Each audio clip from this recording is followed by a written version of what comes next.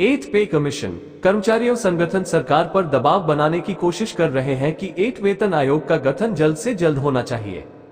हालांकि सरकार अभी तक इससे साफ इनकार करती आई है, लेकिन क्या अगले साल इसकी कोई उम्मीद है?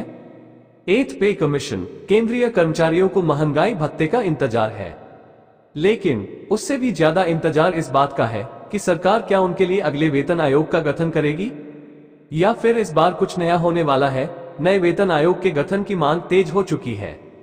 कर्मचारियों संगठन सरकार पर दबाव बनाने की कोशिश कर रहे हैं कि एट वेतन आयोग का गठन जल्द से जल्द होना चाहिए। हालांकि सरकार अभी तक इससे साफ इनकार करती आई है, लेकिन क्या अगले साल इसकी कोई उम्मीद है? क्या सरकार अगले साल वेतन आयोग का गठन कर सकती है? आइए जानते हैं क्या मिल रहा है इशारा।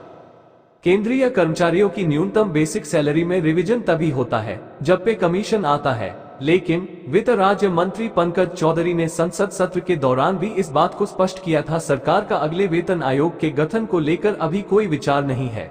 ऐसा कोई प्रस्ताव पर भी सरकार विचार नहीं कर रही है। कर्मचारियों की सैलरी में रिवीजन के लिए अलग प्लानिंग करने की जरूरत है, उस तरफ सरकार का ध्यान है।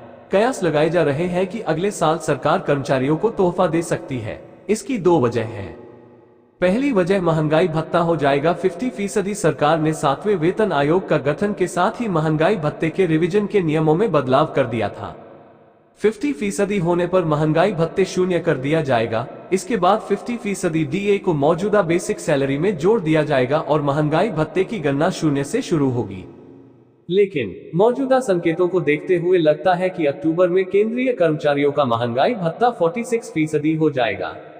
इसके बाद अगला रिवीजन अगले साल जनवरी 2024 में होगा, लेकिन इसके ऐलान का इंतजार मार्च 2024 तक करना होगा। CPIIW इंडेक्स के ट्रेंड को देखते हुए लगता है कि जनवरी 2024 से 50% डीए लागू हो जाएगा। इसका मतलब है कि उसके बाद इसे शून्य कर दिया जाएगा।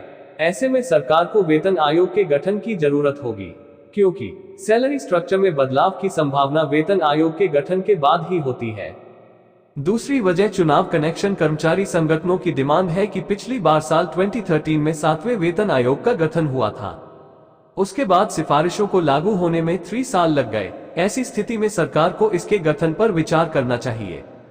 दूसरी उम्मीद ये है कि अगले साल लोकसभा चुनाव है। हो सकता है सरकार इससे पहले 8 वेतन आयोग, 8 पे कमीशन के गठन का ऐलान कर दे, क्योंकि अगर सैलरी रिवीजन होना है तो इसकी जरूरत होगी। हालांकि ये भी संभावना होगी कि सरकार फिटमेंट फैक्टर के फॉर्मूले पर सैलरी न बढ़ाए, बल्कि सैलरी इंक्रीमेंट के लिए कोई दूसरा फॉर्मूले लागू किया जाए। साथ ही वेतन आयोग के गठन को 10 साल के बजाय हर साल के हिसाब से कोई नियम बनाया जाए।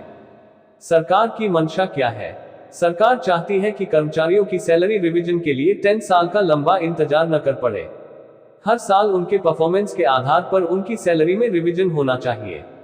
इसकी सिफारिश 7 वेतन आयोग में ही की गई थी। साथ ही ये भी सुझाव दिया गया था कि सैलरी बढ़ाने के लिए वेतन आयोग के गठन की जरूरत नहीं होनी चाहिए।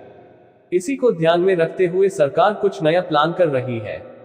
हालांकि क्या प्लान हो रहा है इस पर कोई जानकारी नहीं है। फिलहाल सरकार ने भी इस पर खुलकर कोई बात नहीं की है। क्या सच में लागू होगा नया वेतन आयोग? जी बिजनेस को सूत्रों की जानकारी को सही माना जाए तो 8 वेतन आयोग का गठन तो साल 2024 में हो सकता है, लेकिन ये भी तय कि इसे सैलरी रिवीजन का आधार नहीं माना जाएगा। ये सिर्फ प्रक्रिया को पूरा करने के लिए एक तरीका होगा। 7 वेतन आयोग, 7th पे कमीशन के मुकाबले 8 वेतन आयोग में कई बदलाव संभव है।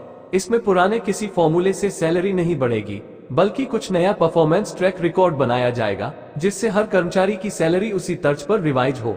वेतन आयोग का नाम भी नया हो सकता है। 10 के बजाय हर साल इसे लागू करने की सिफारिश हो सकती है। इसके लिए एक पैनल तैयार किया जा सकता है। किसे मिलेगा सबसे ज्यादा फायदा? केंद्रीय कर्मचारियों की सैलरी में रिवीजन के लिए 10 साल का अंतराल बहुत लंबा होता है। इसे बदलकर 1 या 3 साल किया जा सकता है। इसमें निचले स्तर के कर्मचारियों का सैलरी रिवीजन हर साल परफॉर्मेंस बेसिस पर किया जा सकता है। वहीं अधिकतम सैलरी वाले कर्मचारियों का रिवीजन 3 साल के अंतराल पर रखा जा सकता है। इससे निचले स्तर के कर्मचारियों की सैलरी में अच्छे रिवीजन होने की संभावना बढ़ जाएगी। अभी दोनों ब्रैकेट में बड़ा अंतर है।